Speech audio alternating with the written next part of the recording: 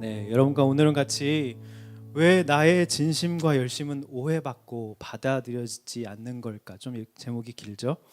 네, 이 제목으로 같이 말씀 나누도록 하겠습니다. 여러분, 우리가 이럴 때가 참 많이 있어요. 나의 진심과 열심이 참 오해받고 받아들이지 않아서 참 힘들고 아플 때가 있죠. 저도 그런 적이 많습니다. 열심히 섬겼는데 오해받고, 또 관계에서 난 진심으로 대했다고 생각했는데 또 나에 대해서 뒷말이 나오고, 또 그런 것 때문에 또 상처를 받은 적도 있습니다. 그럴 때 우리가 어떻죠?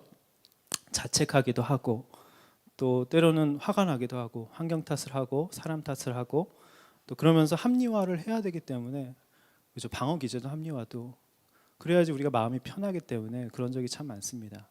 근데 그때 이렇게 나의 진심과 나의 열심에 뭔가 문제가 있지 않을까?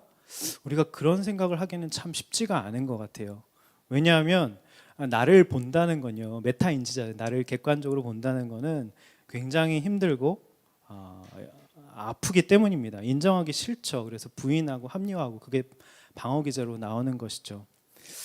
오늘은 왜 나의 진심과 열심은 오해받고 받아들여지지 않는지, 그 이유를 말씀을 통해서 같이 차근차근 살펴보기를 원합니다. 주님의 메시지를 듣기를 원합니다. 첫 번째로, 나의 사람에 대한 마음이 과연 진심일까? 한번 나의 진심에 대해서 우리가 한번 생각해 보기를 원합니다. 나의 진심은 어떤 것일까? 자, 1절 한번 다 같이 읽어보도록 하겠습니다. 1절 시작. 형제들이여, 내 마음의 소원과 이스라엘을 위해 하나님께 기도하는 것은 그들이 구원을 받는 것입니다. 네, 바울은 유대인들의 구원에 정말 진심이었습니다. 여러분은 뭐의 진심인가요? 어떤 분들은 요리의 진심이고, 어떤 분들은 인스타의 진심이고, 네, 어떤 분들은 재테크의 진심입니다. 네. 여러분, 진심은 영어로 wholeheartedly죠. 발음이 제대로 됐나 모르겠네요. 네, 전체의 마음을 담아서, 이게 진심입니다. 진심이란 거는 내 전체의 마음이 담겼으니까, 진심이 가는 곳에, 내 마음이 가는 곳에 당연히 나의 소원도 따라가게 되고 나의 기도도 따라가게 된다는 것이죠. 1절을 보니까 한번 다시 띄워주시겠어요? 바울의 진심이 담기니 거기에 소원과 기도가 같이 따라가는 것을 볼 수 있었습니다. 그 소원과 기도가 뭐였죠? 구원의 바울의 진심이었다는 것이죠. 근데 여러분 생각해 보십시오. 그 사람을 향한 진심은 사실 어디서 나오는지 한번 여러분 곰곰이 한번 생각해. 내가 저 사람을 향한 진심이 어디에서 나올까? 진심은 그런 것 같아요. 그 사람과 똑같은 상황에 처해 본 적이 있을 때 진짜 진심이 나오는 것 같습니다. 여러분, 동정은 심패시고요. 네, 진짜 체율, 공감은 엠퍼시, 약간 달라요. 예, 동정은 심패시, 내가 그런 것처럼 생각하는, 여기는 게 동정입니다. 나는 그렇지 않은데 그런 것처럼 여기는 게 동정입니다. 근데 엠퍼시는, M은 뭐죠? 이렇게 부여하다라는 뜻이잖아요. 그냥 저절로 마음이 가고 부여되는 게 엠퍼시입니다. 진심은 그런 척하는 게 아니라, 그런 마음을 가져보려고 애쓰는 게 아니라 그냥 마음이 저절로 가는 겁니다. 제가 이제 오늘 설교를 준비하고 기도를 하면서 우연히 이제 기사를 보게 됐는데, 여러분, 얼굴 없는 화가 뱅크시라고 혹시 들어보셨어요? 네, 우크라이나에 이렇게 몰래 들어가서 목숨을 걸고 폐허 속에서 그림을 그렸는데, 이게 참 진심이다라는 생각이 들었습니다. 한번 보여주시겠어요? 네, 폐허 속에 저렇게 조그만하게, 한번 다시 넘겨주세요. 그 그림이 이 그림이고요. 그다음 또 다른 그림. 네, 아까 그 폐허 속에 그 밑에 그려진 그림이 이 그림입니다. 네, 그 폐허 속에서 아이가 체조를 하고 있죠. 우크라이나 국민들을 향해서 같이 체열하고 공감하면서 그들에게, 왜 목숨 걸고 자기도 들어간 거잖아요. 이게 진짜 진심이 아닐까. 그림에는 진짜 화가의 진심이 담기면 우리에게 감동을 주는 것 같습니다. 자, 근데 우리가 이런 질문을 할 수 있어요. 내가 똑같은 상황이 그 사람과 같이 겪어본 적이 없는데 해줄 말이 없다고 이렇게 머뭇머뭇한 적이 우리가 많습니다. 아까 우리 MC들이랑도 나눌 때 내가 그걸 진짜 공감하고 체열하는 걸까? 똑같은 상황이 아닌데요? 아닙니다. 여러분, 어떤 부분에서 바닥을 경험해 보면요, 정말 밑바닥, 완전 밑바닥을 경험하면 다 연결되게 돼 있습니다. 이 내가 힘든 이 경험이 그 사람의 힘든 경험과 연결되게 된다는 것이죠. 여러분 구원은요, 여러분 되게 이렇게 신학적이고 성경적인 구속사적인 용어 구원을 이제 어렵게 생각하시는데, 우리가 안 믿는 친구들에게 구원에 대해 설명할 때 그냥 내가 바닥에서 어떻게 건진받았는지 이렇게 그냥 내 이야기를 하면 되는 겁니다. 그 바닥에 대한 경험이 있어야 그 바닥에 있는 사람들의 아직 그 절망 가운데 있는 사람들의 모습이 보인다는 것이죠. 아픔을 겪어본 사람만이 그 사람의 아픔이 보인다는 겁니다. 또 내가 얼마나 강팍했었는지 예전에, 그죠? 저 사람이 아직 강팍해져 있구나. 그러면 저 사람이 아직 몰라서 그러는 거야. 그 사람을 보면서 보듬어주고 싶고 그 사람의 모습 속에서 내 모습이 보이는 게 바로 진심인 것입니다. 근데 우리가 이상하게 우리가 나는 너와 달라, 난 괜찮고 그냥 심패스 그냥 그런 척하면요 진심이 아니지 느껴집니다. 내가 잘하고 있고 너와 다르고 내가 위에 있다고 생각을 하면요 진심이 하나도 나오지 않습니다. 진심이 안 나오니까 내 마음이 전적으로 실리지 않으니까 묵직해하지 않는 거죠. 간절함과 기도는 나오지 않는 것입니다. 그거는요 선심일 수 있고 예의일 수 있습니다. 자, 이번에 새로운 리더십이 이제 다 세워졌고요. 카톡방이 개설됐습니다. 네, 그래서 제가 이렇게 카톡에 남겼어요. 처음에 첫 마음을 어떻게 얘기할까, 표현할까 기도를 하면서 다음날 아침에 큐티를 하고 묵상을 하고 이렇게 남겼습니다. 여러분 함께 동역하게 돼서 진심으로 기쁘고 감사합니다. 진심을 하트딜이라고 하죠. 전체의 마음입니다. 여러분을 만날 때, 기도할 때, 이야기할 때 전체의 마음, 제 전체의 마음으로 진실되게 마주하길 원합니다. 근데 이 문자를 보고 갑자기 이제 어떤 한 분으로부터 다급하게 연락이 왔습니다. 오늘 목사님 수술이 잡혀 있는데 목사님 기도해 달라고. 여러분 제가 진심으로 기도했을까요? 아니면 그냥 예의상 기도할게라고 답했을까요? 진심으로 했습니다. 왜냐하면요 그분과 똑같은 정말 똑같은 수술을 저희 아내가 한 적이 있기 때문에 얼마나 두렵고 놀랄까. 제가 보호자로 같이 있었는데 그 마음이 느껴지면서 제 진심이 나왔습니다. 진심은요 내가 겪은 만큼 나온다는 것이죠. 바울이 지금 진심으로 그래서 기도와 소원이 나온 것이고 진심으로 구원을 위해서, 유대인들의 구원을 위해서 기도한 것입니다. 그러니까 여러분 내가 겪는 아픔, 그죠? 어려움은 축복일 수 있어요. 우리가 관점을 달리 봐야 됩니다. 그 아픔과 어려움은 내게 진심을 만들어내는 어떻게 보면 선물일 수 있다는 것이죠. 자, 적용 질문 드리겠습니다. 여러분은 뭐에 진심이십니까? 네, 요리에 진심이십니까? SNS에 진심이십니까? 네, 어떤 거에 진심이십니까? 여러분 바닥에서 건진받은 경험이 있습니까? 있으면 다 연결되게 되어 있습니다.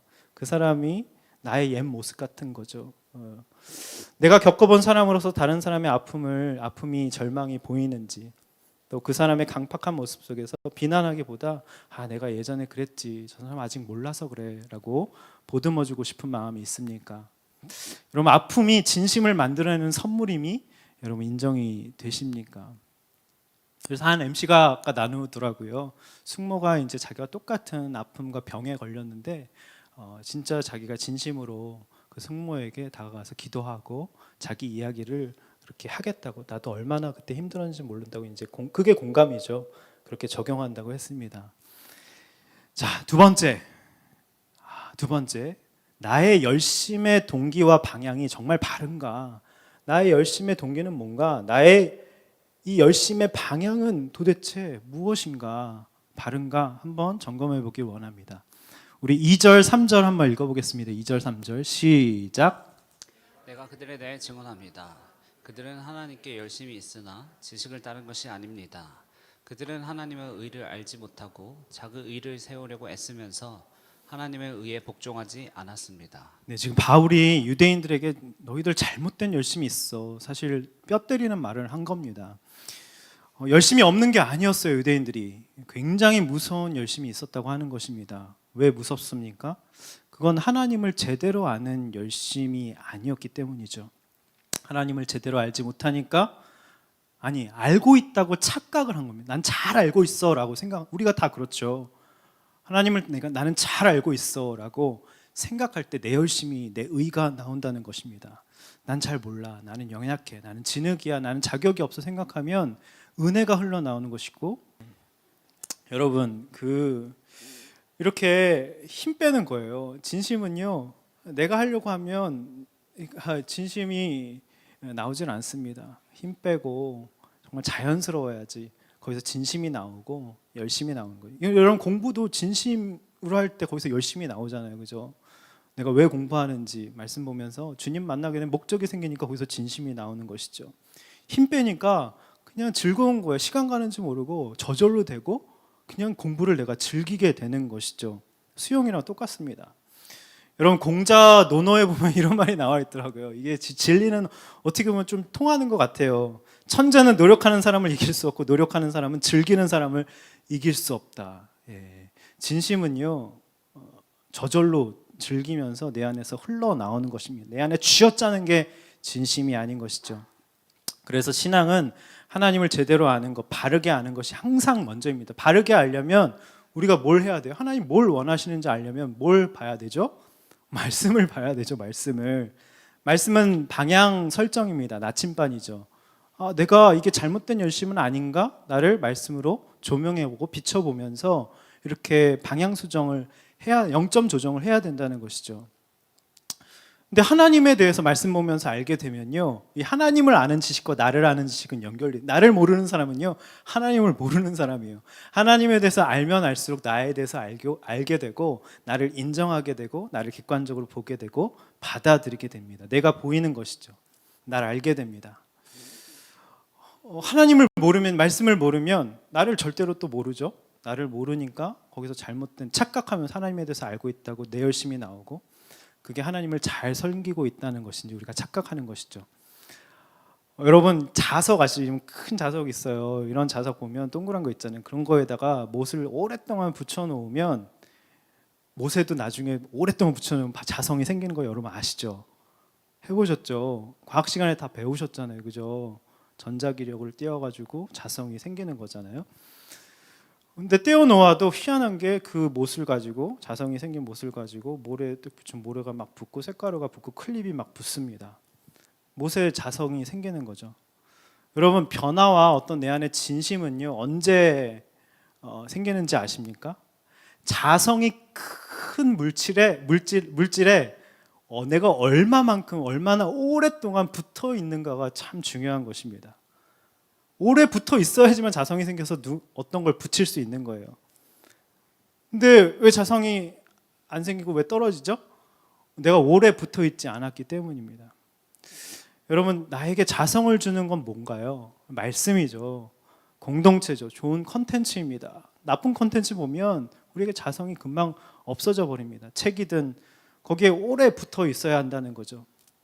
근데 내가 자성도 없으면, 오래 붙어 있지도 않으면서 자성이 없는데 자성이 있는 척하는 게 바로 유대인들의 열심과 내 열심이었다는 거예요. 쥐어짜는 거죠. 자성이 없는데 있는 것처럼 연기하니까 힘이 빠지고 고되고 애쓰고 정말 화가 나고, 내 열심대로 모든 일이 되어지지 않으면, 사람들이 나를 그렇게 봐주지 않으면 이제 짜증이 나는 것이죠. 우리가 가면 쓰고 연기하느라 우리 인생이 힘든 것입니다. 여러분 삶에 혹시 애쓰고 막 힘들고 쥐어짜고 고되고 그렇다면요, 내가 붙는 척하고 있는지 아닌지, 자성이 큰 물체에 내가 오랫동안 붙어 있지도 않으면서 내가 그런 사람인 것처럼 우리가 막 애쓰고 있지는 않은지 한번 돌아봐야 한다는 것입니다. 그럼 신앙은 자연스러운 것이죠. 저절로 되는 겁니다. 근데 2절 보니까 바울이 그들에 대해서 증언한다고 말씀하고 있습니다. 2절 한번 다시 띄워주시겠어요? 2절에 보니까 내가 그들을 증언한다. 이건 testify, 재판정에서 피고가 자기가 본 그대로 그 사람이 죄인이다, 그 사람이 이런 잘못을 했다라고 얘기하는 게 증언입니다. 지금 뼈 때리는 말, 너네는 가짜다, 붙어있는 척하는 거다, 가면 쓰고 연기하는 거다라고 뼈 때리는 말을 지금 바울이 유대인들에게 한 겁니다. 진술한 것이죠. 쓴소리를 하고 있는 거예요. 여러분, 뼈 때리는 말이 왜 뼈를 때리는 줄 아십니까? 쓴소리가 왜 우리의 뼈를 때리는지 아십니까? 왜냐하면 그 말이 맞기 때문이에요. 예, 그 말이 맞기 때문입니다. 근데 우리가 때로는 이 쓴소리를 해야 할 때가 있다는 것이죠. 바울처럼. 바울은 그럴 만한 자격이 있었어요. 왜요? 자기도 그러다가 그죠? 자기와 열심으로 살다가 처참하게 실패했잖아요. 그들을 고발한 게 테스티파이 고발한 게 아니에요. 진심이고 사랑이었기 때문에 그죠? 거기서 사랑으로 쓴소리를 한 것입니다. 여러분 사랑 혹시 여러분 가운데 뭔가 이렇게 말해주고 싶어. 저 사람이 그걸 모를 것 같아. 막 쓴소리를 지건 뼈 때리는 말을 하고 싶어. 여러분 사랑이 없다면요 절대로 하지 마십시오. 예. 사랑과 진심이 있을 때 하는 것이 그래야 사람들은 받아들입니다. 여러분 순장은요 그런 뼈 때리는 사랑으로 뼈 때리는 말을 하는 게 바로 순장입니다. 무턱대고 쓴소리하란 말이 아니에요. 그러니까 바울처럼 나도 그런 사람이었다고, 나도 핍박자고 회방자고 박해자고, 나도 내 열심으로 많은 사람들을 힘들게 한 장본이 바로 나였다라고 내 이야기하는 것이 쓴소리고 사랑으로 진심 어리게 조언하는 것이죠. 내 이야기를 하면 저절로 그 사람도 그 사람의 모습을 보게 됩니다. 그죠? 그 사람도 내 이야기를 하면 아 이게 내 열심이었구나, 내 의였구나 그 사람도 알게 돼요. 예전에 제가 사역할 때 함께 삶을 나누던 자매가 있었습니다. 모태신앙으로 태어났고요. 부모님 친척들이 모두 교수이자 학자이고 굉장히 저명하신 분들이었어요. 사촌들이 다들 조기 유학을 가서 영어도 너무 잘하고 너무 엘리트고 사립학교에 간 겁니다. 중고등학생 때 아무리 공부해도 한국에서 이제 부모님, 교수이신 부모님을 만족시켜드리지 못하니까 이제 피의식과 열등감으로 노는 친구들과 이제 엇나가기 시작합니다. 그래서 이제 학교에서 선생님들이 이런 거죠. 아버지가 교수인데 부끄럽지도 않냐는 말에 반항하면서 이제 반항심이 청소년기 사춘기 시절이니까 막 올라오면서 급기야 이제 패싸움을 몰려다닌 거예요. 학교에서 아무도 못 건드리는 이제 학생이 된 겁니다. 근데 어느 날 야자 때, 요즘 야자 뭔지 아세요? 야자나무 그게 야자가 아닙니다. 야자 해보신 적 있어요? 여기 손 들어보시. 나는 나이가 있다라는 뜻이. 아 아니구나. 요즘도 하는구나 야자. 저 때만 야자가 있는 줄 알았는데 요즘도 하는구나. 학교에서 못하게 하지 않아요? 아니에요, 해요? 하는 데도 있구나. 예. 착각했습니다. 여러분 젊으십니다. 네, 야자 때 누워 자고 있는데 막 이렇게 자잖아요. 그럼 선생님이 와가지고 괘씸한 거죠. 공부 좀 하려고 사랑으로 이제 야단을 따끔하게 친 거예요. 근데 깨우는 선생님한테 엄청 반항했는데 이제 선생님 막 때린 거죠. 구타를 한 거예요. 그러면 안 되죠. 근데 친구들이 막 몰려와서 말렸어요. 근데 끝까지 잘못했단 말을 안 하고, 왜냐면 반항심으로 똘똘 뭉쳐있어 피의식과 열등감으로 있으니까 절대로 그 얘기를 하지 않은 겁니다. 그러다가 부모님 다 와라 해서 부모님이 끌려오셨고 불려왔습니다. 근데 부모님이 어떻게 했냐면 다 믿는 분이신데 학교 측에 강력하게 사과를 요청했고, 되려 그렇게 때렸던 선생님은 좌천당하셔서 다른 학교로 정근을 가시게 됐습니다. 그 일을 괘씸하게 생각하는 모든 선생님들이 이 청년을 이제 그림자 취급한 겁니다. 너무 외로웠겠죠. 강한 척했지만 얼마나 외롭고 상처가 됐겠습니까? 선생님들이 자기를 그림자 취급하니까 너 때문에 저 선생님 우리의 동료가 저렇게 됐다 이런 거잖아요. 속마음을 말할 그 센 척했는데 친구들에게 속마음을 말할 수도 없고, 뭔가 내가 잘못해서 이런 일이 선생님 좌천당했으니까 사과도 하고 싶은데 부모님한테 사과하고 싶다고 얘기했더니 부모님들이 절대로 그러지 말라고, 주눅 들으면 진 거라고, 그렇게 고등학교 시절은 그렇게 없다 생각하고 완전히 잊혀 기억의 저편으로 묻어두고 그렇게 지냈다고 합니다. 근데 이제 제가 청소년 사역할 때 그 자매도 이제 같이 가자고 해서 같이 따라가게 됐는데 스텝으로 참석했습니다. 근데 이제 중고등학교 아이들의 간증과 어떤 눈물 흘린 고백과 그런 모습들을 보면서 잊혀졌던 10년 전의 사건이 이제 떠오른 겁니다. 그래서 당시에 정말 울 수도 없고 한 방울도 흘리지 못했던 눈물이 이제 그때 막 벅차오르면서 터져 나오면서 정말 이렇게 저편에 묻었던 그 상처와 외로움을 이제 저희 그룹이 있었거든요. 순에서 이제 자매가 나눈 겁니다. 같이 진심으로 아파하고 같이 눈물을 흘리면서 기도를 했습니다. 근데 여러분 사실 근데 자매의 모습이 바로 내 모습이 아닌가요? 이런 아픔과 상처가 있는데 다 사실 기억의 저편 속에 묻어두고 망각이죠. 이것도 방어 기제예요. 왜냐면 잊지 않으면 살 수가 없으니까. 모태신앙이고 신앙이 있지만 유대인과 똑같지 않아요. 우리가 다 모태신앙, 신앙이 있고 부모님 다 믿음이 있는데 피의식과 열등감으로 어떤 내 열심과 내 의로 난 피해자야, 가해자 프레임 딱 씌우고 절대로 사과를 안 하는 거죠. 내 의로 난 옳고 넌 틀렸어 하면서 부모님도 주눅 들지 말고 당당하라고. 그러니까 이제 말씀이 있고 믿음이 있고 신앙이 있는데도 우리가 이렇게 하나님의 말씀을 오해하고 잘못된 열심으로 신앙생활하는 적이 정말 많습니다. 나 때문에 선생님이 자천되셨는데 엄청난 일을 겪었는데 그런 일이 없었던 것처럼 연기를 하니까 그렇게 사니까 인생이 힘든 것이죠. 그래서 이 얘기를 제가 해줬어요. 그래서 너 인생이 힘들었던 거다. 그리고 이제 사랑으로 쓴소리를 해줬죠. 물론 제 아픔과 저희 집안 이야기, 제가 겪었던 열심과 내 의로 살다가 꺾였던 이야기를 분명히 같이 해주면서요. 그리고 이걸 공동체 예배 때 이 자매에게 간증 한번 해보자고. 너무 놀라운 은혜잖아요. 그래서 간증을 하자고 했는데 순종을 했어요. 근데 그때 부모님이 예배 때 오신 거예요. 간증 때 부모님이 초청이 되셔서 딸이 간증한다고 하고 오신 겁니다. 근데 그 부모님도 회개하게 되고 이 가정 가운데 놀라운 역사가 일어났습니다. 그래서 끝나고 나서 제가 그 자매에게 한 가지 적용을 했으면 좋겠다. 여러분 적용해야 그 말씀이 내 것이 되고요. 치유와 회복이 임합니다. 그 선생님을 찾아가서 한번 사과를 했으면 좋겠다라고 제가 얘기를 했습니다. 그래서 그 자매가 정말 대단한 것 같아요. 용기를 내서 그 선생님을 수소문해서 찾아갔습니다. 선생님이 그 10년 동안을 기다리시면서 보자마자 눈물 흘리시면서 끌어안아 주셨다고 합니다. 사실 졸업식 때 그 선생님이 오셨었대요. 기억이 나더래요. 근데 제가 보고 피했대요. 모른 척하고. 근데 그 선생님이 나중에 알고 보니까 자기 때문에 와서 풀고 싶고 미안하다고 얘기하고 싶어서 그 선생님이 오셨던 거라고 하더라고요. 그 얘기를 듣는데 막 소름이 돋으면서 하나님 정말 이런 식으로 역사하시는구나. 그 자매가 이 고백과 사과와 이 모든 걸 하고 나서 상처와 응어리들이 완전 평생 묵은 모든 무거운 짐이 다 그냥 너무 자유해졌습니다. 그리고 이걸 재료 삼아서 다 나누기 시작하면서 간증하고 고백하고. 여러분 사과는요 최고의 복수는 뭔지 아십니까? 용서고 사과입니다. 사과는요 나를 위해서 하는 거예요. 나를 위해서 하는 게 사과입니다.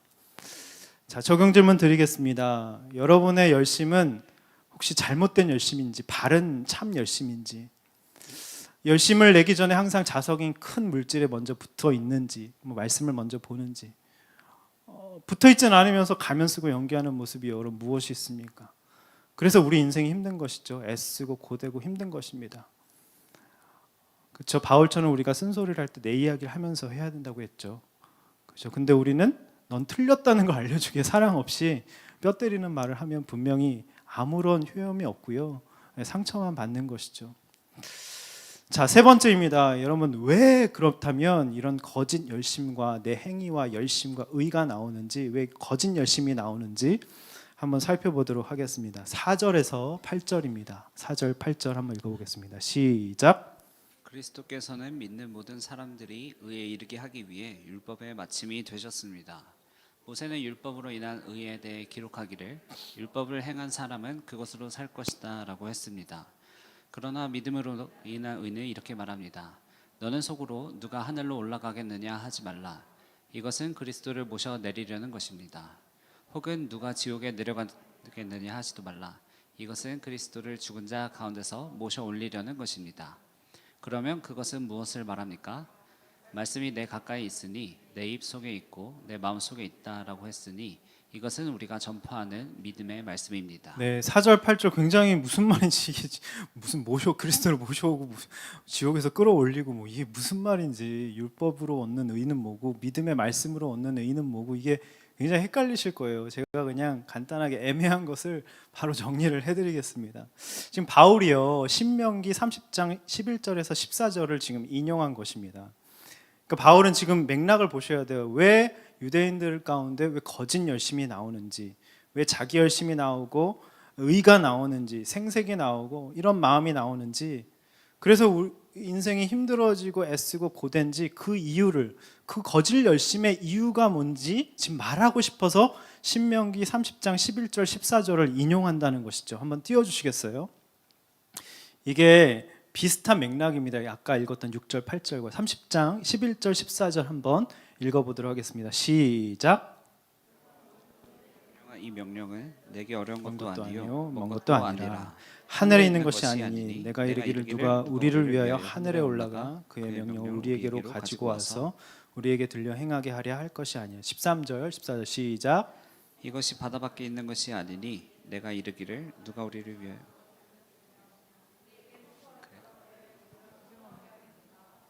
울 필요가 없다. 오히려 그 말씀은 내게 아주 가까워 너희 입에 있고 너희 마음에 있어 너희가 순종할 수 있다. 이제 지금 이스라엘 백성들이 모세에게 굉장히 불평불만하는 거예요. 모세가 받은 그 십계명 율법 너무 힘들고 너무 지키기 힘들고 너무 무거운 짐이라고 지금 모세에게 불평불만한 것입니다. 그래서 율법은 그렇게 어렵고 무거운 게 아니고 먼 데 있는 게 아니야. 네 마음속에 있고 우리가 어떻게 보면 그 쉽고 우리가 지키기 쉬운 거야라고 얘기하면서 지금 하늘, 지금 바다 건너 이 얘기를 하고 있는 것이죠. 그래서 이스라엘 백성들이 뭐라고 얘기했냐면 율법 너무 어려워서 저 하늘에 있는 것 같다.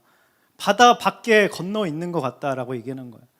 그래서 모세 당신이니까 그게 가능하지. 저 하늘에 올라가서 그 명령, 율법을 가지고 와서 그냥 우리에게 들려 행하게 하라고, 들려달라고. 우리는 그게 마음속에 없거든. 이런 뜻입니다. 그래서 모세에게 또 뭐라고 했냐면 바다 건너가서 그 명령을 힘겹게 어렵게 가져와서 우리한테 그냥 들려달라고. 그럼 우리가 그냥 행할까? 한번 고민해 보겠다고 지금 이렇게 얘기한 겁니다. 그래서 모세가 뭐라고 얘기해요? 아니 그 율법 말씀은 너희들 마음속에 있다. 매우 가깝다. 네 입에 있다. 네 마음에 있다. 그러니 그 말씀을 율법대로 너희가 행할 수 있다라고 하는 맥락인 것입니다. 여러분 율법의 본질이 뭐죠? 사랑입니다. 사랑. 예수님이 율법을 완성하러 오신 거잖아요. 그죠? 사랑은 허다한 허물을 덮는다고 했습니다. 율법의 본질은 하나님 사랑, 이웃 사랑으로 예수님이 두 마디로 딱 정의를 하셨죠. 계명을. 이스라엘 백성에게 하나님을 향한 사랑이 없으니까 모든 것이 하나님 말씀이 명령이 무겁고 짐으로 다가왔다는 뜻입니다. 그러면서 바울이 지금 이 신명기 말씀을 가져와서 6절에 보니까 이 믿음으로 인한 의, 예수 믿는 거, 지금 율법으로 얻는 의에 대해서 지금 얘기한 거고 신명기는 지금은요 믿음으로 얻는 의, 예수 믿는다는 게 뭔지 여러분 예수 믿는 게 왜 힘든지 아십니까? 왜 어렵고 불편하고 나에게 막 짐이 되고 수고스러운지 아십니까? 그 얘기를 지금 바울이 하고 있는 거예요. 그 율법과 이 원리가 똑같습니다. 여러분 사랑하는 사람이 마음속에 있고 서로 사랑하면 신뢰가 생기면 그 사람을 마음을 붙잡기 위해서 막 부산하게 움직일 필요가 없습니다. 그냥 그 사람 마음이 내 마음이고 내 마음이 그 사람 마음이고 그 사람이 내 마음속에 있으니까요. 네. 근데 왜 우리가 부산하고 불안하고 그래요? 뭔가 그 사랑이 마음속에 없으니까 불안한 것이죠. 그 얘기가 바로 6, 7절에 나옵니다. 6, 7절 한번 다시 띄워주시겠어요? 6, 7절 한번 보여주십시오. 읽지는 않겠어요. 이 얘기가 이 얘기예요. 예수님이 마음속에 안 계시니까 불안하니까 예수님을 어떻게든 내가 움직여보려고 하는 거예요. 예수님을 어떻게든 하늘에서 모셔내리려고 하고요. 내가 내 의지와 내 열심과 내 노력으로 그 다음에 예수님을 지옥에서 모셔 올리고 예수님 그러시면 지옥 가실 필요 십자가 달려 돌아가실 필요 없어요. 제가 예수님 도와드릴게요. 구해줄게요 하면서 내 열심과 의지로 예수님을 막 움직여보려고 도와주려고 하는 것입니다. 우리는 내가 뭘 해서 예수님을 도와드리겠다고 하는 것을 믿음이라고 착각을 합니다. 여러분 베드로 한번 보십시오. 베드로 한번 생각해 보십시오. 예수님이 십자가 지시고 이제 십자가 지시고 3일 있으면 죽겠다고 하니까 그러지 마시라고 내가 구해드리겠다고 예수님이 사탄아 물러가라 하셨죠. 주님이 이 땅에 오신 이유가 십자가 지고 죽으시고 부활하시기 위해서 이 땅에 오셨는데 그러지 마시라고 그럴 필요 없다고 내가 도와드리겠다고 예수님을 좌지우지하는 것이 우리라는 것입니다. 우리 가운데도 이런 게 다 있죠. 여러분 그래서 신앙은요 더욱 괜찮은 내가 되기 위해서 날 꾸미기 위해서 뭔가 열심히 하는 게 아니라 그냥 나를 위해 죽으시고 부활하신 예수님 앞에 그냥 내가 죄인이란 것을 그냥 솔직하게 인정하고 받아들이고 그냥 신앙이란 뭐냐면요 주님이 그냥 다 이미 이루어 놓으신 것들을 이미 나를 사랑하셔서 십자가를 지시고 죽으시고 부활하셨잖아요. 이미 이루어 놓으신 것을 감사하면서 받아 누리는 것이 바로 신앙생활이라는 것이죠. 어떻게든 내 뜻대로 주님을 어떻게 해보겠다고 도와드리겠다고 열심히 내서 주님을 좌지우지하고 기도 열심히 해서 내가 원하는 뜻을 이루겠다고 주님을 막 끌어내리고 끌어올리면서 우리가 예수님을 도와드리겠다고 하면서 예수님을 이용한다는 것이 그게 이제 바로 우리의 모습이라는 것입니다. 그래서 거짓 열심이 예수님을 믿으면서도 나오고 율법, 말씀을 우리가 지키려고 하면서도 나온다는 것입니다. 여러분 제가 김창옥 씨 엄청 열혈 팬입니다. 듣다가 이제 기억이 나는 이 말씀을 준비하다 기억이 나는 게 있었어요. 여러분 좋은 강연, 좋은 말하기, 좋은 인간관계를 맺는 어떤 힘, 근본의 힘을 쭉 설명하면서 너무 주옥 같은 얘기를 하더라고요. 이런 예를 드는데 완전 공감이 됐습니다. 여러분 화장 다 하시잖아요, 그죠? 그죠? 메이크업 하시는데 메이크업의 기본이 뭔지 아십니까? 메이크업의 기본. 화장을 잘 하려면 메이크업 하려면 기본이 뭔지 아십니까? 네? 네? 클렌징입니다. 클렌징. 메이크업의 기본은 클렌징이라고 하면서 지우는 게 핵심이라고 하면서 이 영육의 원리가 똑같다고 하면서 심리적으로도 영적으로도 지울 수 있는 걸 최대한 지울 수 있는 게 힘이라고 하더라고요. 자기가 자기 삶으로 경험으로 수많은 강연을 통해서 자기의 진솔한 얘기를 통해서 사실 진솔하게 경험을 통해서 깨달은 지혜인 것이죠. 우리가 다 자기가 되게 잘 보이고 싶은 게 있다고 합니다. 우리가 친절하게 보이고 싶잖아요. 또 교양 있어 보이고 싶잖아요. 그리고 종교적으로도 목사 같은 경우는 거룩하고 권위 있게 보이고 싶잖아요. 지성적으로도 보이고 싶죠. 똑똑한 사람처럼. 그러니까 내가 그러고 싶다는 게 다 있다는 겁니다. 근데 너무 주옥 같은 말을 했어요. 여러분 진실하게 보이고 싶냐고. 그죠? 전 이게 제일 모토거든요. 자연스럽고 진실한 사람이 되자 이게 제 모토인데 뭔데 빨리 알려주세요 막 그랬어요. 근데 이렇게 얘기하더라고요. 그럼 진실하면 됩니다. 경건하게 보이고 싶으세요? 그럼 경건하면 됩니다. 진짜 경건한 삶을 사는 사람은 누군가에게 경건해 보이려고 싶다는 생각을 안 한대요. 그게 자기의 일상이니까. 그게 뭔지도 경건이 뭔지도 자기는 모릅니다. 그게 일상이에요. 생각도 잘 안 한답니다. 너무 맞지 않아요? 그러니까 제가 진실하지 않아서 자꾸 진실하고 싶은가 봐요. 네. 그런 것 같아요. 자연스럽지 못하니까 자연스럽고 싶은가 봐요. 네. 우리가 그러고 싶다라고 하는 부분은 우리의 이제 결핍에서 온 생각이라고 또 얘기를 하면서 결핍은 우리의 어떤 거에 대한 원함이잖아요. 원트잖아요. 그죠? 그걸 나쁘다고 보진 않는데요. 너 목사보다 더 진짜 정말 어떤 목사보다 정말 훌륭하시더라고요. 네. 그럼 이렇게 얘기하는 거죠. 결핍에 대한 우리의 원함인데 그걸 나쁘다고 보지 않는데요. 문제는 그 결핍을 인정하는 것이 오히려 본질에 더 깊숙하게 가까이 간다고 얘기를 하더라고요. 그래서 우리가 진짜 공부해야 할, 여러분 강연 잘하고 싶죠? PT 잘하고 싶죠? 진실되게 말하고 싶죠? 매력적이고 싶죠? 그럼 이걸 하라고 얘기하듯 자기의 노하우라고 그러면서 자기도 어떻게 이런 말이 나왔는지 모르겠다고 하면서 자기가 자기 한 말에 굉장히 감탄하면서 자기 재밌더라고요. 그분 진짜 예전에 했던 영상도 봤는데 예전에 30대 때 한 강연 보면요 힘이 들어가 있어요. 여러분 이렇게 얘기하더라고요. 근데 지금 너무 자연스럽게 맨발로 하더라고요. 예.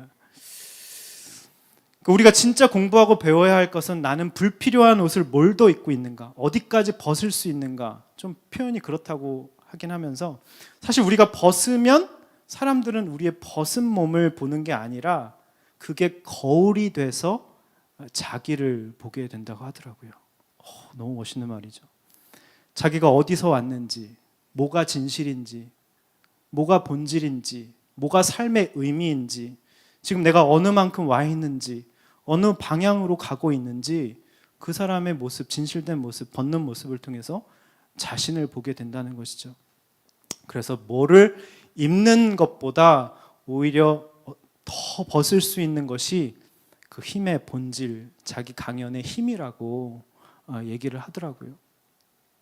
정말 맞는 말입니다. 말씀을 봐도 여러분 거짓 열심을 치료할 수 있는 건 내가 죄인이란 거, 그죠? 부족하고 못은 덩어리고 불일치하고 죄인이란 것을 솔직하게 받아들이는 것이 거짓 열심을 치료하는 가장 좋은 솔루션인 것이죠. 내가 이런 사람인데도 불구하고, 그럼에도 불구하고 나를 사랑해주고 받아들여주고 인정해주시는 분이 계시잖아요. 그죠? 우리 주님. 그죠? 그런 거에 늘 감격하면서 감사하는 것이 신앙생활인 것이죠. 근데 이걸 누리려면요, 매일같이 누리기 위해 해야 할 게 있습니다. 8절 한번 띄워주시기 바랍니다. 8절 무엇일까요? 그게 8절 한번 띄워주시기 바랍니다. 8절 띄워주세요. 바로 한번 다 같이 읽어볼까요? 시작. 말씀이 내 가까이 있으니 내 입속에 있고 내 마음속에 있다라고 했으니 이것은 우리가 전파하는 믿음의 말씀입니다. 여러분, 큐티입니다. 큐티. 율법적으로 큐티하라는 게 절대 아닙니다. 그냥 주님이 가깝고 그 말씀이 가깝고 그 말씀이 내 마음속에, 말씀이 곧 예수님이잖아요. 예수님이 내가 가깝게 느껴지고 예수님이 내 마음에 있고, 예수님이 먼데 있으니까 자꾸 끌어내려고, 내가 좌지우지하려고 힘을 쓰면 용을 쓰는 거예요. 근데 말씀이 내 안에 있고 예수님이 내 안에 있으면 우리가 불안해할 필요가 없다는 거죠.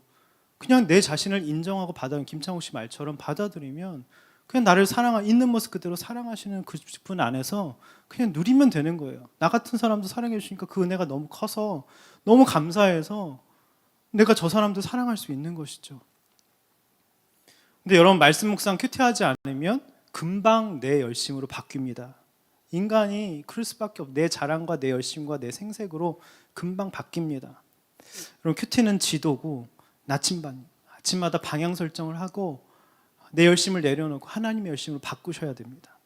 날 점검해야 돼요. 내가 얼마나 진흙인지 자격이 없는지 늘 나를 돌아보는 것이 바로 말씀 묵상인 것이죠. 네, 적용 질문 드리겠습니다. 여러분, 하나님의 말씀이 어렵고 멀고 먼 바다 건너에 있는 것 같고 하늘에 있는 것 같이 느껴지십니까?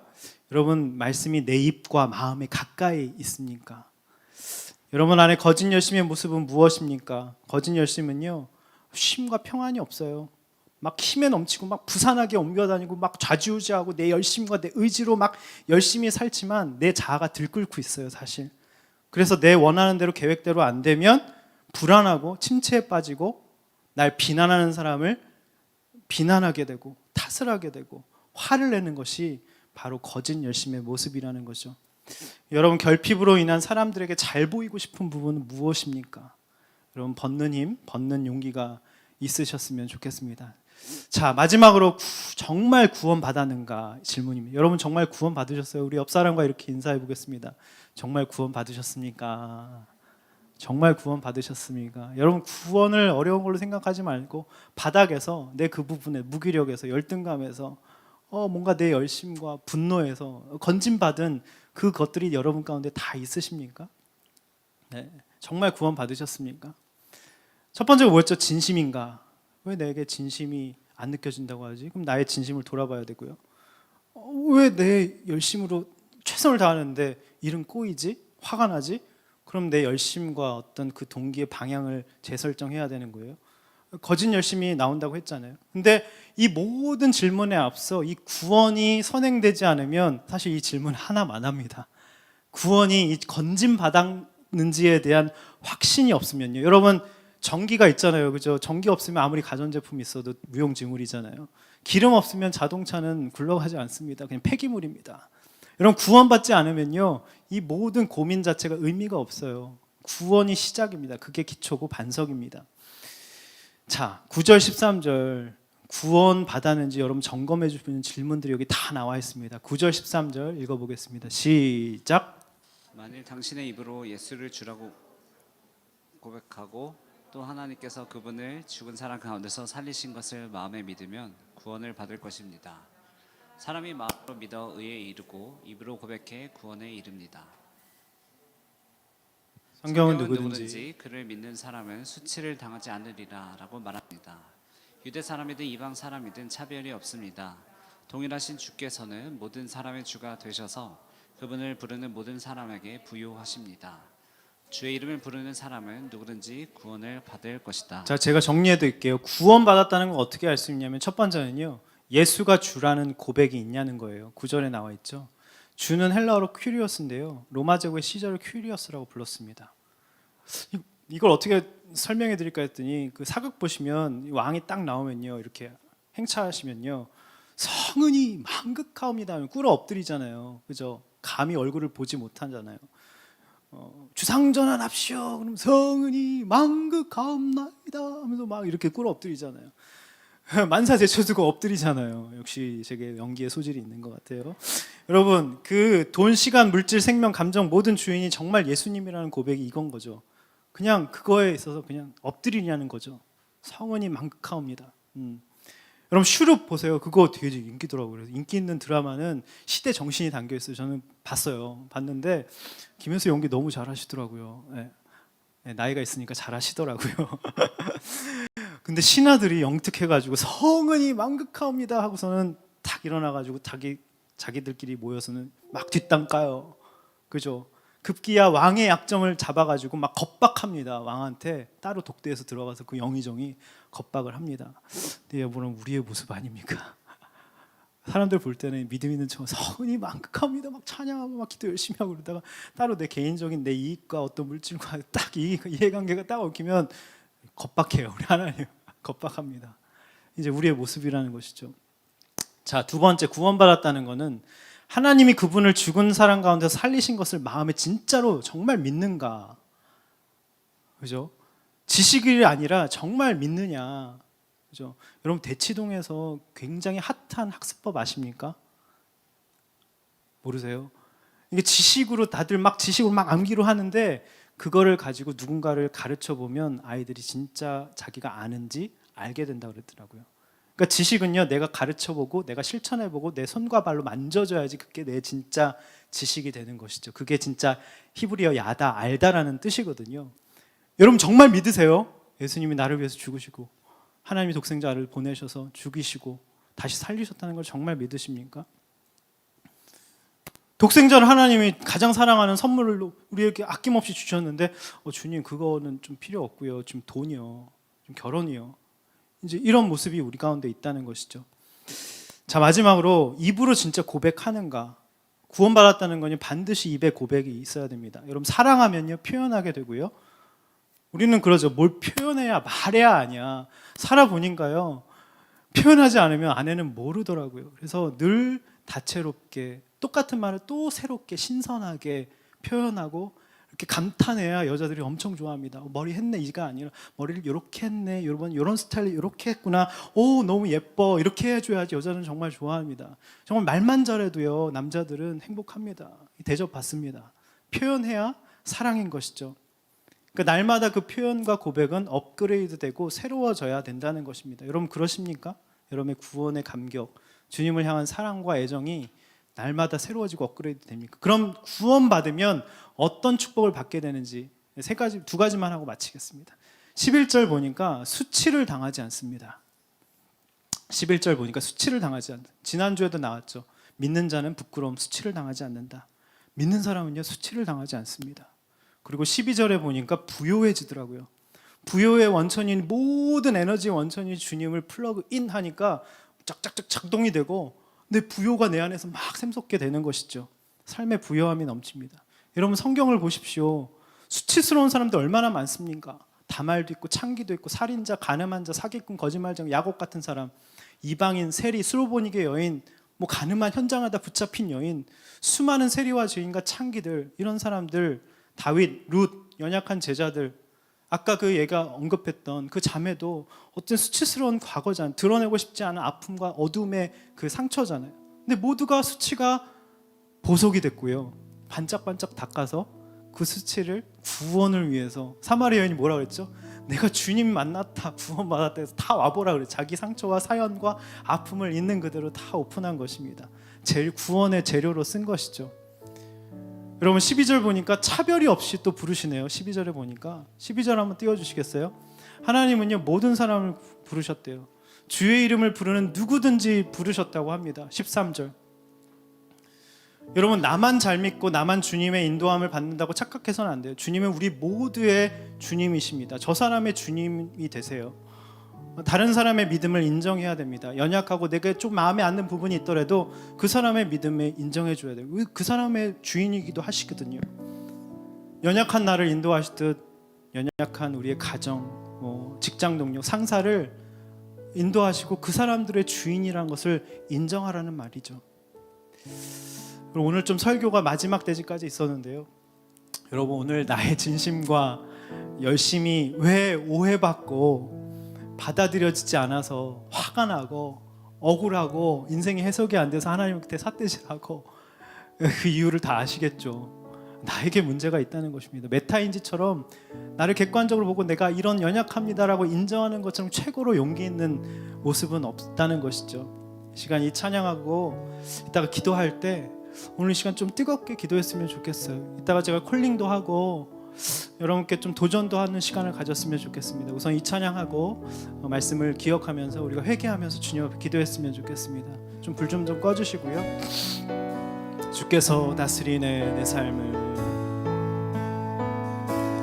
주께서 다스리네 내 삶을, 주께서 다스리네, 주께서 다스리네 내 삶을, 주께서 일하시네 지금도, 주께서 일하시네 내 삶에, 주께서 일하시네 내 삶. 다시 한번 고백하겠습니다. 주께서 다스리네, 주께서 다스리네 내 삶을, 내 삶을, 주께서 다스리네 내 삶을, 내 삶을, 주께서 일하시네, 주께서 일하시네 지금도, 지금도 주께서 일하십니다.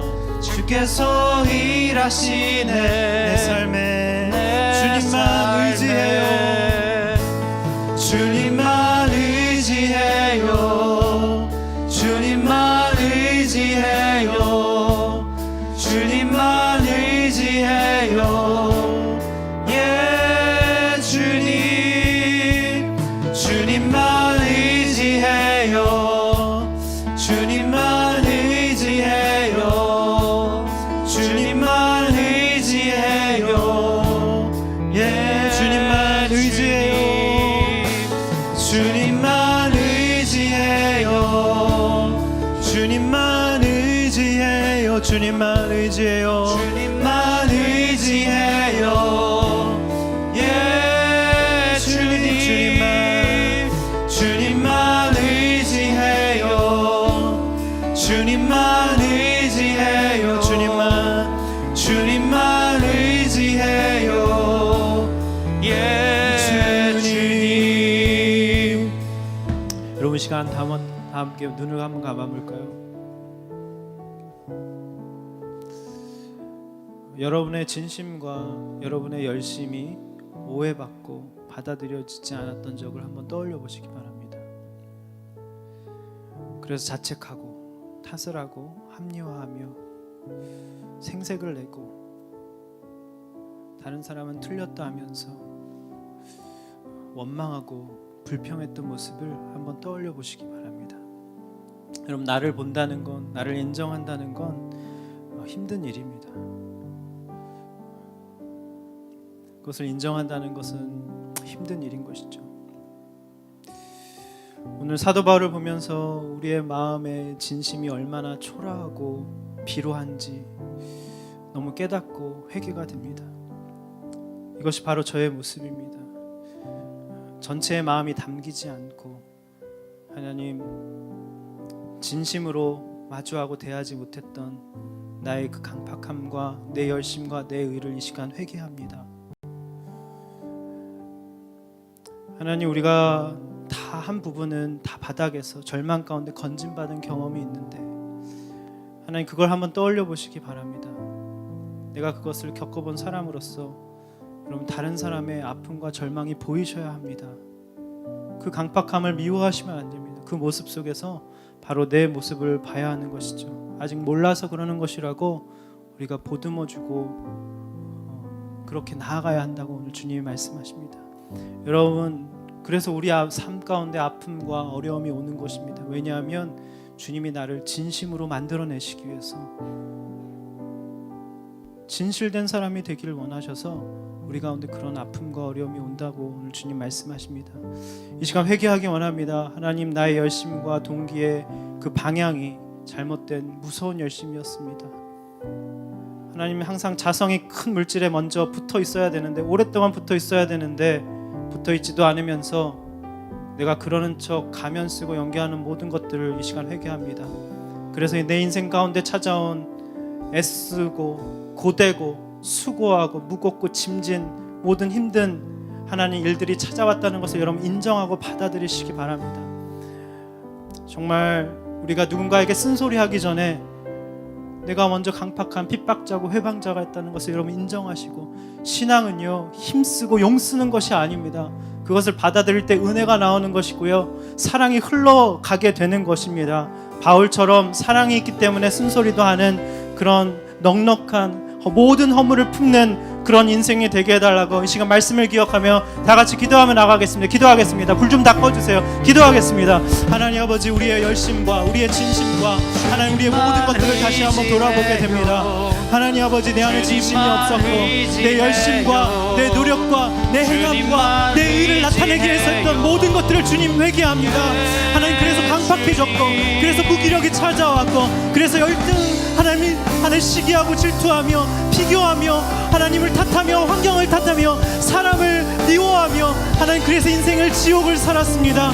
하나님, 그런 나를 바닥으로 쳐놓으시고 하나님 바닥으로 하나님 거쳐들게 주셔서 하나님, 내가 얼마나 죄인이고 무리격한 연약한 죄인인 것을 주님 깨닫게 하셔서 감사합니다.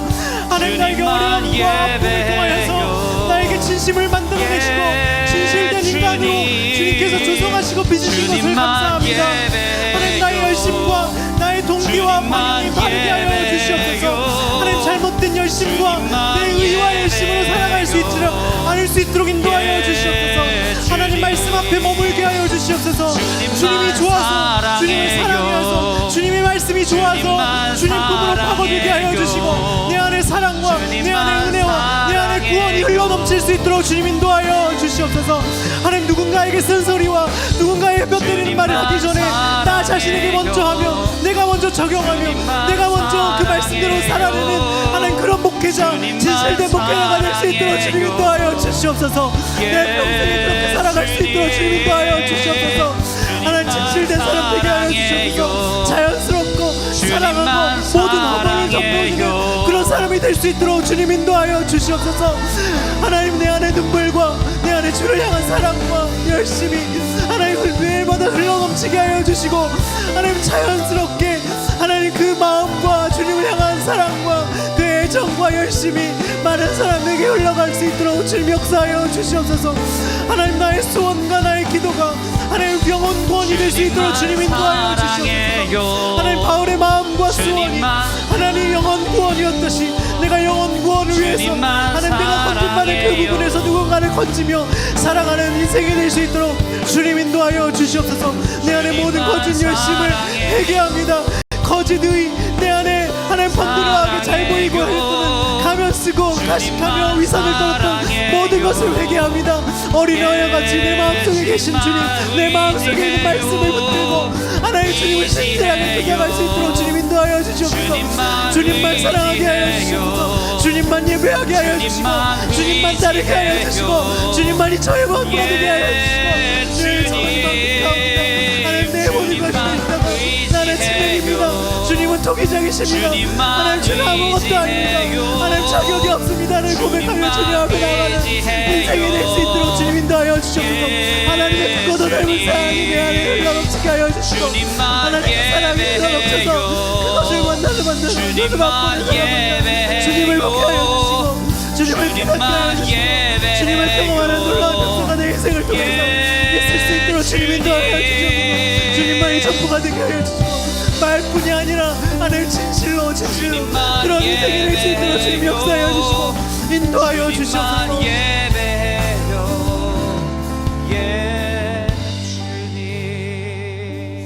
우리 시간 또한 회개하기 원합니다.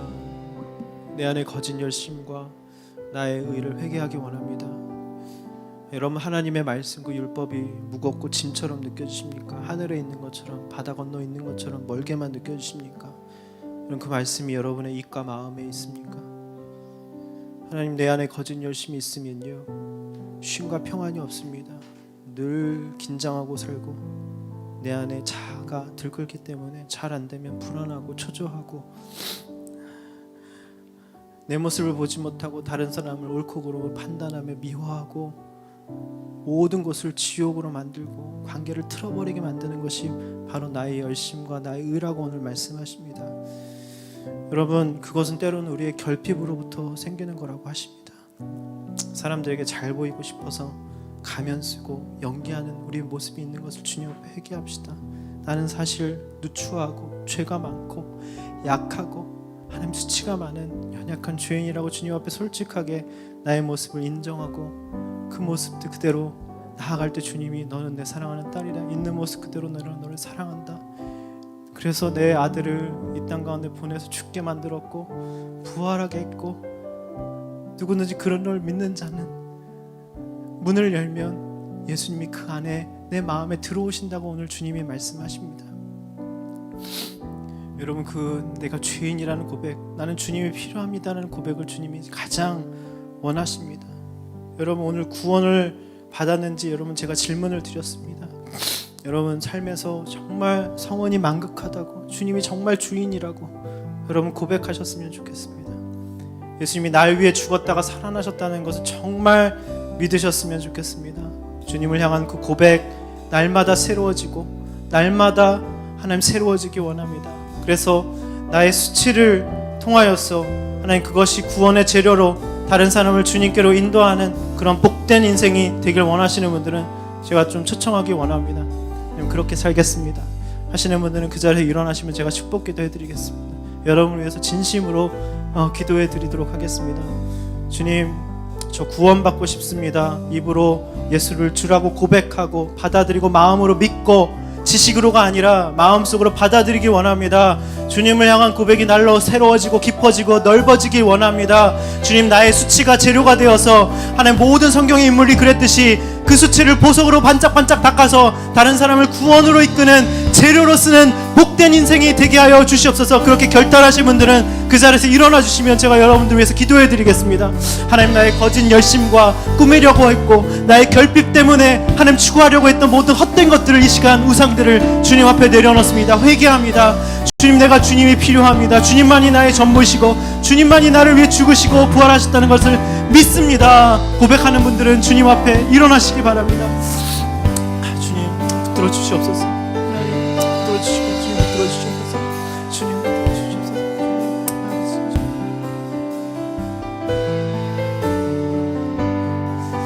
우리 시간 기도할 때, 마지막으로 기도할 때 이렇게 기도하고 제가 여러분을 위해서 기도해 드리겠습니다. 하나님, 내가 거짓 열심을 회개하고 이제 예수를 주라고 고백하며 날 위해 죽었다가 살아나신 것을 마음으로 믿으며 입으로 고백하며 이제 나의 수치를 보석 삼아 하나님 구원을 위한 재료로 쓰겠습니다. 이렇게 결단하며 나를 써달라고 이 시간 기도하며 나가겠습니다. 기도하겠습니다. 하나님 아버지, 이 시간 기도합니다. 오늘 일어나서 하나님 우리의 작은 입술을 벌려서 주님 앞에 진솔하고 진실되게 기도하는 우리 모든 형제 자매들 축복하여 주시옵소서. 하나님, 그 기도와 고백과 사랑과 주님을 향한 헌신과 하나님 온전한 마음을 주님 받아주시고 하나님 우리의 인생을 그렇게 사용하여 주시옵소서. 하나님, 그렇게 써주시옵소서. 예수님만이 주인이십니다. 예수님만이 나를 위해 죽으셨다가 살아나는 걸 믿습니다. 주님만이 나의 전부가 되십니다. 하나님, 주를 향한 고백 날마다 새로워지게 하여 주시옵소서. 하나님, 나의 거짓과 하나님 정말 결핍 때문에 죽어려했던 모든 의상들을 내려놓습니다. 회개합니다. 하나님, 나의 모습을 있는 그대로 받아들이는 벗는 용기를 허락하여 주시옵소서. 하나님, 결핍으로 인해서 사람들에게 잘 보이고 했던 나의 모든 애씀과 하나님 고됨과 힘듦을 주님 회개하오니 주님 안에서 안식과 평강과 하나님 은혜와 사랑을 우리가 온전히 누릴 수 있도록 주님 인도하여 주시옵소서. 누구든지 그를 믿는 사람은 수치를 당하지 않는다고 하셨는데 하나님 모든 사람을 차별하지 않고 품어주시며 모든 사람을 주관주시고 누구든지 그분을 부르는 모든 사람에게 부여하시고 하나님 구원을 주신다는 이 말씀 하나님 오늘 온전히 임할 수 있도록 주님이 부탁하여 주시옵소서. 예수를 주라고 고백하며 하나님 부여합니다. 하나님 크심과 하나님 나를 있는 그대로 받아내시는 하나님 늘 그 자석에 붙어서 그 은혜로 살아가는 우리가 될 수 있도록 주님 인도하여 주시옵소서. 하나님, 우리 일어선 모든 형제자매를 성령께서 축복하여 주시고, 주님 입으로 고백하고 마음으로 믿고 주님을 마음속에 초청하고 문을 열고 받아들였습니다. 입으로 고백했습니다. 하나님, 오늘 나오는 모든 축복의 말씀이 우리 사랑하는 청년들에게 임할 수 있도록 인도해 주시옵소서. 예수를 주라고 고백하고 주님이 나를 위해 죽어주셨다가 살아나셨다는 것을 믿음으로 고백했습니다. 이제 우리의 모든 수치를 하나님 바꾸시고 그것을 구원의 보석의 약재로 쓰셔서 모든 사람을 부욕해 하실 것을 믿습니다. 누구든지 주의 이름을 부르는 자는 차별 없이 구원해 주시겠다고 하셨는데, 나같이 미천하고 연약한 사람도 구원해 주시는 그 은혜에 감사하여서 주님 앞에 우리의 믿음의 결단과 우리의 진심 어린 기도를 주님 앞에 드렸습니다. 우리의 인생을 받아 주시옵소서. 하나님, 우리가 거짓 열심이 아니라 그 자성을 주시는 그 주님 앞에 꼭 오래 붙어 있어서, 하나님, 이제 내 거짓 열심과 내 의와 생색이 아니라 주님으로부터 나오는 자연스러움과 기쁨과 자원함으로 하나님 내게 주신 모든 직장과 가정과 삶의 모든 현장 속에서 자연스럽게 흘러나오는 주님의 사랑과 은혜가 될 수 있도록 축복하여 주시옵소서. 하나님, 우리의 마음이 진심이게 하여 주시옵소서. 사람을 향해서, 환경을 향해서, 시간을 향해서, 예수님을 향해서 우리의 온 마음 드리게 하여 주시옵소서. 진심일 때 살아나고 진심일 때 행복하고 진심일 때 평안이 넘친다는 것을 오늘 알게 됐습니다. 바울처럼 그런 인생으로, 축복된 인생으로, 부유한 인생으로 우리 일어선 모든 지체들을 축복하여 주시옵소서. 감사드리오며 예수님의 이름으로 기도드립니다.